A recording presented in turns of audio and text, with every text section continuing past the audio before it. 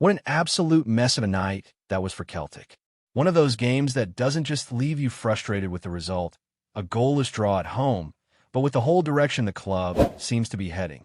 It's not even about just one performance anymore. It's about a pattern, a feeling that's been building all summer. And maybe, just maybe, this was the night it properly boiled over. A Champions League qualifier under the lights at Celtic Park against a team we absolutely should be beating, and we couldn't even muster a single goal. From the first whistle, you could sense something was off. The tempo was wrong, the intent wasn't there, and the cohesion we've been crying out for simply didn't exist. It was flat, labored, and frankly, predictable. Celtic didn't even start playing until the second half, and by that point, we were already chasing shadows. There was no real spark. No one stepping up. No one saying, "Give me the ball, I'll make something happen." You could try and spin it how you like, but that was a game where the team looked directionless. The forward line, again, completely ineffective. Not one of them really tested the keeper, or even looked capable of breaking down a compact Karat side. And let's not pretend this was some tactical masterclass from the away team. They sat deep, went man-to-man, and waited for Celtic to make mistakes. And we did, over and over again. Over at passes, poor decision-making in the final third, crosses to absolutely no one. The kind of stuff you expect to see in preseason, not in a match that could define our season. Now look, the starting lineup didn't inspire confidence from the off. Schmeichel in goal, then Johnston, Carter-Vickers, Scales, and Tierney at the back. McGregor and Hatate in midfield with Negrin in there as well. Forrest and Maeda out wide, and Adam Maeda leading the line. And yet, there's just no rhythm, no combinations. Forrest gave a bit of energy, Maeda barely touched the ball, and Ida, well, let's be honest, it was like playing with one man less. No presence up front, no pressing, no hold-up play. He was completely anonymous. And he wasn't the only one. What's worse is that we could see this coming. We've been saying it all summer. This squad hasn't been strengthened. Players have left and haven't been replaced. And now it's showing. When your starting 11 can't break down a team like Karat at home in a Champions League qualifier, something's gone seriously wrong. And when you look at the bench, Simpson, Puistila, Trusty, Young, McCauley, Yamada, Osman, Kenny, Engel, Bernardo, Murray, and Ralston, who's coming on and changing that game? No one. That's the brutal truth. You can talk about potential and promise all you like, but there's a glaring lack of top-level quality. And so what do we do mid-match? Start shuffling players around like a Rubik's Cube. Negrin ends up on the wing. Maeda moved into the center. Scales finishes the match at left back. It's chaos. Brendan Rodgers must have looked at that pitch and wondered how he was supposed to get a coherent performance out of this group. He's not a magician. And now, as fans, we're supposed to believe this team can go away to Almaty and get the job done. And yet, bizarrely, we're still in the tie. That's the one silver lining. It's 0-0. We're not out. But the reality is that we're heading into the second leg looking like underdogs. And that's unacceptable. It's not even just the injuries. Yes, Alistair Johnston went off with what looked like a hamstring tear, and we probably won't see him for a couple of months. But the problems go way deeper than that. It's squad planning, or rather, the complete lack of it. Look at the transformation since the Bayern Munich match 6 months ago.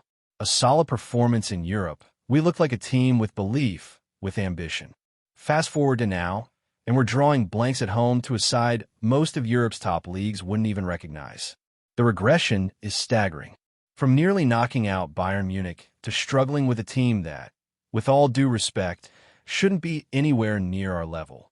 And then you look at the names that have left: Nicholas Kuhn, Kyogo, Hoda, key players either sold or unavailable. And what's come in? No proper replacement for Kyogo. No plan for left back, even though Kieran Tierney can't play 90 minutes yet. The squad's been left threadbare, and the ones who are here are being shuffled around into positions they're not used to. It's no wonder the performance was all over the place. And let's not sugarcoat it. We could have lost that match. Karat had chances. They had a goal disallowed for offside that was marginal, a few efforts flashed past the post, and one floated effort that looked destined for the top corner until it dipped just over. And then, in contrast, what did Celtic create? One big chance for Forrest right after halftime. Decent save, fair enough. and one for Maeda in the dying seconds that summed him up at the moment. Indecisive, lacking conviction, and no end product. And this isn't a one-off. Go back to Ibrox. Go back to the street mirroring game. It's the same story with him every time. Last-minute chance, and he bottles it. The big worry now is that we're seeing patterns, not blips. Players going missing in big moments. Midfielders unable to link up play. Defenders looking jittery. And a coaching staff forced into bizarre tactical adjustments because the squad just doesn't have the depth. And all of it comes back to the board. This isn't on Brendan Rodgers. This isn't on Callum McGregor. This is on a leadership group that has failed to back the manager properly, failed to act with urgency, and failed to learn from the past. We've known the dates for this qualifier for months. We knew it was coming. And still, deals weren't done. Players weren't brought in. And now, Misha Onalu might be arriving after the deadline. What's the point? Honestly, what is the point in signing a player who can't help us in the most important tie of the summer? That's not planning, that's negligence. You look at our rivals across Europe, and they've strengthened. Teams like Bodo Glimt are smashing sides 5-1 and setting themselves up for group stage football. Meanwhile, we're scrambling to hold on against Karat. And it's not like the support hasn't been there. The fans have filled the stadium, bought the shirts, traveled across Europe. But how long can you keep asking them to give everything while the club refuses to match that ambition? There's a growing disconnect between the people in the stands and the people in the boardroom, and nights like this just widen the gap even more. And the silence from the top? Deafening. You know what's ironic? The board that's supposed to be so risk-averse is taking one of the biggest risks imaginable. Going into a £40 million match without doing the proper preparation. That's not just bad business, it's suicidal. You lose this tie, and you lose the Champions League money. You drop down to the Europa League. It's a massive financial hit. But even more than that, it's a reputational hit. Celtic are supposed to be a Champions League club. Nights like this say otherwise. And for Brendan Rodgers, it's got to be infuriating. He can only work with what he's got. He can't control transfers. He's having to front the media after games like this and explain why things are going wrong, when everyone watching could see exactly what the issue is. He's being left out to dry, and it's only a matter of time before that. Tension bubbles up. If this tie goes wrong, who do you think the spotlight will fall on? Not the suits upstairs, but the manager. And that's the real shame. Because Rodgers, for all his flaws, deserves better than this. So now we're off to Kazakhstan with everything on the line. And it shouldn't have come to this. Celtic should have taken care of business at home. Should have built a squad capable of swatting aside teams like Karat. Instead, we're relying on hope. Hoping someone steps up. Hoping for a moment of magic. Hoping we can somehow pull it off. But hope's not a strategy. Not when 40 million quid is on the line. Not when a Champions League place is up for grabs. Not when this fan base has been down this road far too many times before. And as much as we want to believe, and as much as we probably will talk ourselves into optimism as the week goes on, right now, there's just that sinking feeling that this was avoidable, that we did this to ourselves. And worst of all, that no one at the top seems to care. And if the first leg was a wake-up call, the second leg is going to be a reckoning. Because when you strip everything back, the noise, the excuses, the post-match interviews, what you're left with is a football club that walked into a Champions League qualifier completely unprepared. And the thing that stings most is that none of this is new. None of this is surprising. We've seen it before. Celtic getting to the cusp of something great, something that could transform a season or a squad or a manager's legacy, and bottling it. Not because we don't have the support or the potential, but because the people running the club seem to operate on an entirely different timeline to everyone else. And so we're left with Brendan Rodgers, one of the most experienced managers we've had in years, standing on the touchline watching players out of position, a bench filled with teenagers and projects, and a team that's meant to be representing Scotland's biggest club in Europe struggling to string together 3 passes in the final third. That's not on him. That's on the people upstairs who waited until the qualifiers were already here to even begin moving in the transfer market. That's on the board that thinks winning the league last season means they've earned the right to take their foot off the gas. That's on a system of recruitment that leaves us short in every key area when it matters most. And it's clear that the dressing room feels it too. You can see it on the players' faces. The confidence isn't there. The sharpness isn't there. You get the sense that they don't trust the system, don't trust each other, and maybe, just maybe, don't trust that the club is serious about backing them.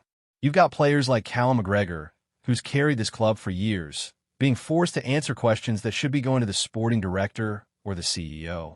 McGregor's out there saying, we need unity. And of course he's right. But what does unity mean when half the team is made up of loanees, academy kids, and misfits from failed scouting projects? Look at the situation up front. Adam Ida, a player who we brought in on a loan and then eventually made permanent, starting a Champions League qualifier and looking miles off it. Physically not up to it, tactically lost, and completely ineffective. This is a guy who wanted the move, got it, and is now walking around the pitch looking like he's running through treacle. Throwing up at halftime because he was pushed in training? That's not illness. That's lack of fitness. That's poor conditioning. That's on him and on whoever's job it is to make sure our players are physically ready for these nights. But it's not just Ida. Maeda looks like he's running on fumes. Hatate is either off the pace or playing injured. The wide players, whether it's Forrest or Young or whoever ends up out there, aren't stretching teams the way they used to. And when you've got guys like Benji Negrin, who's clearly a central player, getting pushed out wide because there's no one else, well, what are we doing here? That's not elite-level preparation. That's a Sunday league workaround. And what makes it even more painful is the constant comparison to where we were. You hear people mention Bayern Munich, and it's true. 6 months ago, we looked like we belonged at that level, drawing away to one of the best sides in Europe and giving them a proper fright. It felt like a platform. It felt like something we could build from. But instead of building, we've dismantled. Instead of pushing on, we've regressed. Players gone, system broken, and now we're scraping through matches against clubs that should be cannon fodder. And when we fail to break them down, it's not even shocking anymore. It's just normal. And the board still expects fans to show up every week and believe. Believe that this team can flick a switch. Believe that a squad full of injuries, kids, and projects can make it through the most difficult qualification route in Europe. Believe that somehow Brendan Rodgers will conjure up a miracle from a group that's half finished. Well, belief only goes so far. And on nights like these, when belief turns to doubt, that's when you really see what kind of leadership a club has. Unfortunately, ours goes missing. And speaking of missing, where was the quality last night? Where was the movement off the ball? The incisive passing? The runs in behind? It's like watching a team playing with the handbrake on. And for all of Rodgers' talk of controlling the game, there's a massive difference between possession and penetration. We had the ball, sure, but we did absolutely nothing with it. And when we finally did carve something out, we couldn't take the chances. One for Forrest, one for Maeda. That's it. Over 90 minutes at Celtic Park against a team from Kazakhstan. And just to make sure the night couldn't get any worse, Alistair Johnston pulls up with what looked like a hamstring injury. Grabbed at the high part of the leg. Could be 4 to 6 weeks minimum, maybe more depending on how bad the tendon damage is. And who replaces him? Ralston? Solid lad, but we know what his limitations are. Teams will run at him.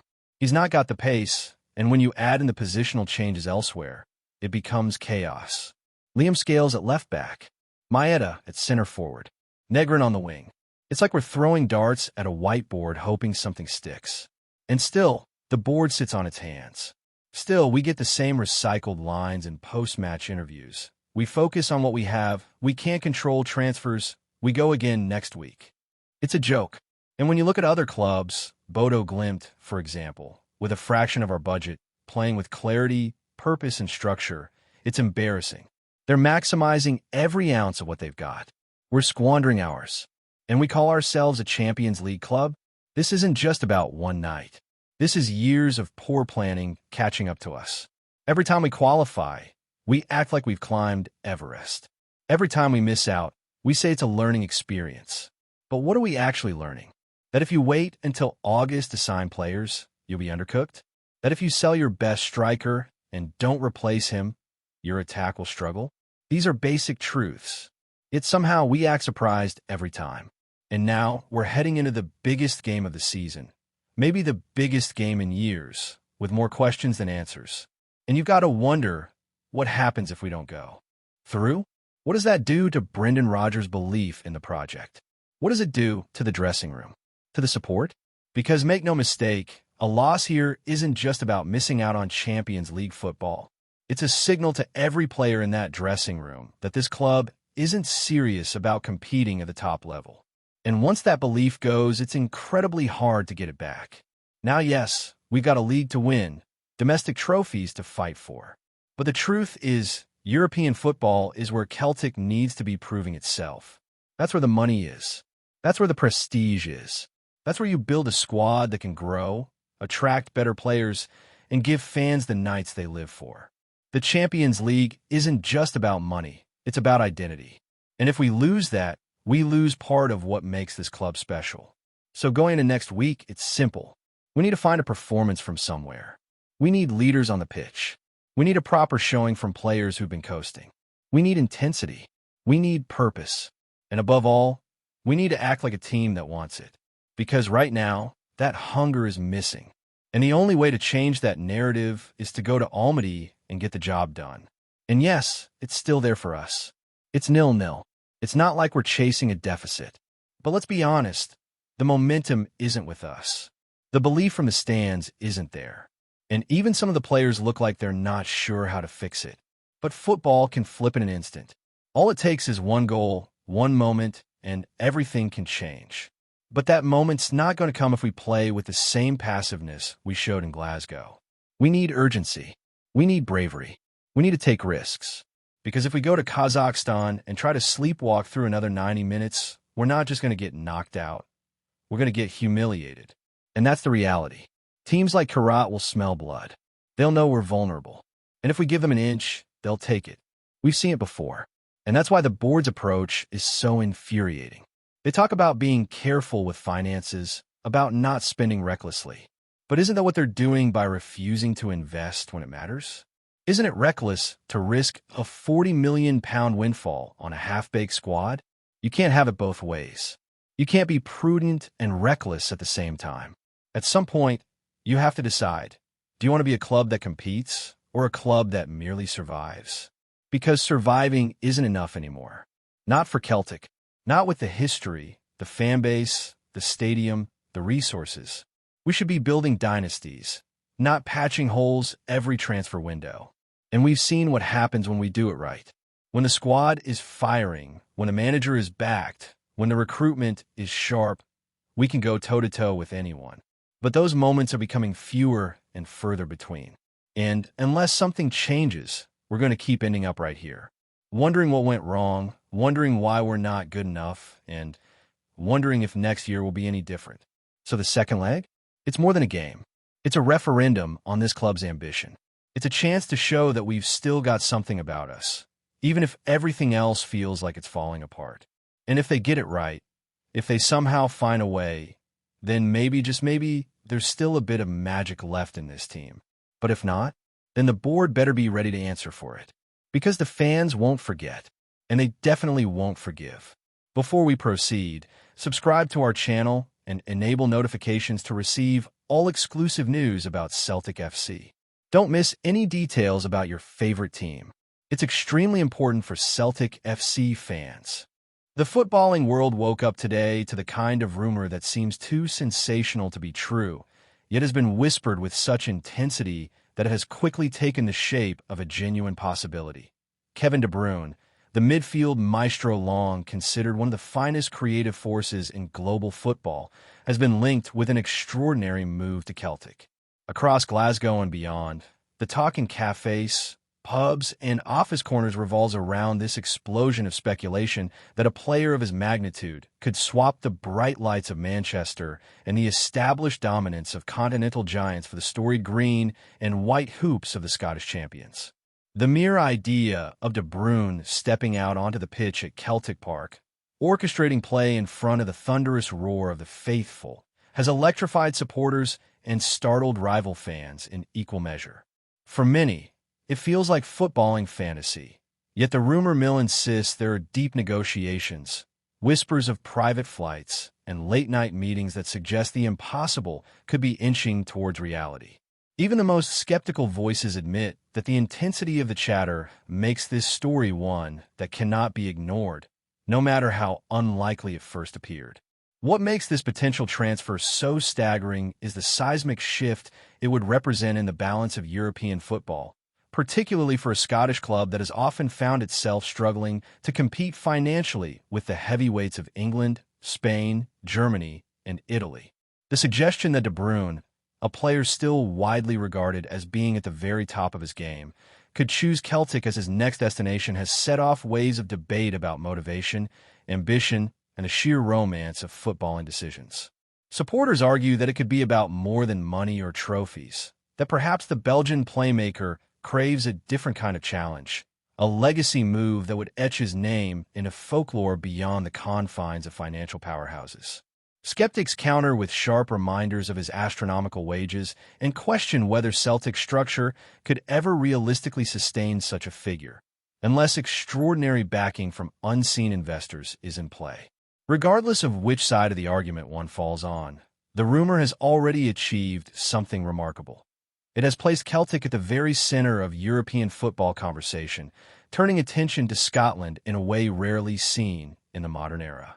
Across Europe, rival clubs are said to be stunned by the prospect, with insiders suggesting that more than a few sporting directors and managers are frantically calling agents to confirm whether this extraordinary scenario has any merit. The thought of De Bruyne pulling strings in the Scottish Premiership, threading passes on the damp and windy pitches of the Highlands, has generated an almost mythical quality, reminding some older fans of the days when global stars occasionally chose surprising destinations for reasons of passion or personal fulfillment. Journalists in Spain mutter about how Real Madrid and Barcelona had long courted him, while Italian papers claim Juventus had quietly been circling, yet none could have anticipated the name of Celtic suddenly surfacing in such a bombshell narrative.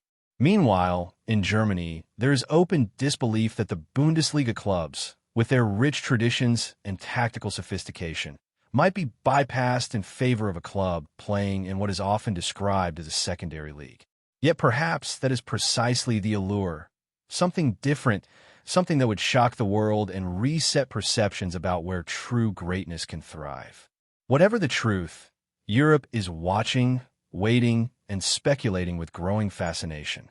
Back in Glasgow, the streets are alive with the rumor, with supporters already envisioning what the arrival of such a colossal figure could mean for the club's ambitions at home and abroad. Pubs are echoing with chants that mix disbelief and wild excitement, while social media is ablaze with mocked-up images of De Bruyne in a Celtic shirt, his trademark passes feeding strikers under the lights of European nights. Some fans are cautious, wary of getting their hopes up in a footballing landscape where money and power often dictate outcomes. But even they admit that the possibility has lit a spark rarely seen since the club's most glorious European moments. The potential ripple effect is enormous. Ticket sales surging, merchandise flying off shelves, international broadcasters clamoring for rights, and, crucially, a squad lifted by the arrival of a world-class leader in midfield. It is said that even current players are buzzing in the dressing room, with whispers of text messages exchanged late into the night as they imagine what it would be like to share a pitch with one of the game's modern legends. In Glasgow, the rumor feels less like idle talk and more like the beginning of a revolution. Ultimately, whether this rumor crystallizes into reality or fades into the realm of football's greatest what-ifs, the explosion it has caused cannot be understated. Celtic's name is on the lips of pundits, fans, and players across the continent. A rare moment when the gravitational pull of football's attention has shifted north of the English border in spectacular fashion. For Kevin De Bruyne, a player who has already conquered domestic leagues, lifted continental trophies, and dazzled audiences with his vision, the story offers a tantalizing glimpse of how legends are written not only in silverware, but also in bold, unexpected choices that redefine careers. The whispers continue to grow, with every passing hour adding a new layer of intrigue. And though no official confirmation has arrived, the atmosphere is charged with anticipation. In football, moments like this, when the ordinary rules seem suspended and the imagination runs free, are what keep the sport alive in the hearts of millions. Whether truth or tale, the De Bruyne to Celtic saga has already secured its place in the lore of transfer rumors. And for now, all eyes remain fixed on Celtic Park, waiting for the next twist in this extraordinary tale. Hello, fan. Don't forget to like and subscribe to the channel, as it means a lot to Celtic FC. Also, share your opinion about the news in the comments below. See you in the next video.